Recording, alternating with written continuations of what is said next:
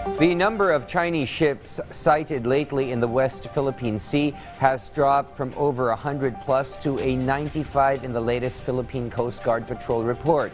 This as of 3 of the Coast Guard's most formidable vessels in its fleet remain deployed in and around Escoda Shoals in the wake of its successful resupply missions in the PCG substations in the WPS. Our Patrick De Jesus has more on China's continued propaganda and smear campaign and the sighting of its mighty aircraft carrier in this report. There has been a significant decrease in the number of Chinese ships in the West Philippine Sea, according to the latest monitoring by the Philippine Navy. From over 100, only 95 Chinese Coast Guard warships and maritime militia vessels were spotted from June 25 to July 1. The Philippine Navy considers the sighting of Chinese Shandong aircraft carrier, which sailed 200 nautical miles from mainland Luzon or the edge of the Philippines' exclusive economic zone, as part of Innocent Passage. It is one of the active and most advanced aircraft carriers of the People's Liberation Army or PLA Navy of China. We have to understand that the South China Sea is a nautical highway. It could be likened to EDSA. The Philippine Navy monitors our maritime domain. We are aware of them. They are authorized under UNCLOS either through freedom of navigation or rights of innocent passage. Rest assured, the Philippine Navy and the armed forces will continue monitoring the vast expanse of our maritime domain.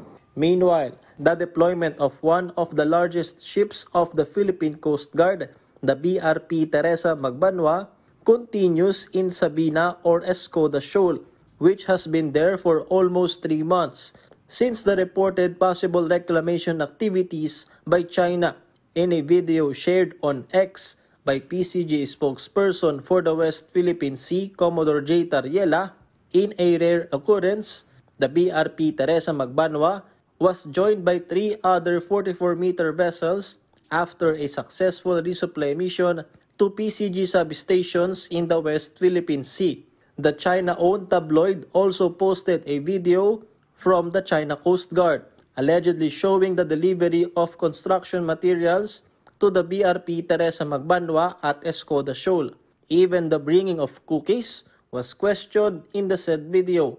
Although the delivery of construction materials was not confirmed, the Philippine Navy responded that the Philippines has rights in the country's EEZ. Our sovereignty and sovereign rights belong solely to the Philippines, manifested by the actions of the government.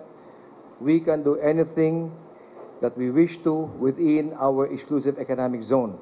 Whatever we do, that is the right of the government of the country. Okay. I'm not saying that we are building anything on Sabina Shoal. Related to this, the AFP is countering disinformation in the West Philippine Sea, so the public should be cautious of any propaganda. Maraming mga ganitong mga fake news ang nalinalabas po ang China. Isang example nito ay nung nagkaroon tayo ng resupply mission yung nakaraan, kung saan po tayo ay hinaras at binuli ng todo ng Chinese. Yet, ang propaganda nila o ang kanilang balita is that tayo pa daw ang bumangga sa kanila, tayo pa daw ang nangharas sa kanila. So marami pong mga ganito. Kaya kailangan magmatsyag tayo, let's be vigilant, at ang pang-kontra natin dito is yung katotohanan. We counter fake news with the truth. Patrick De Jesus from the National TV for a New and Better Philippines.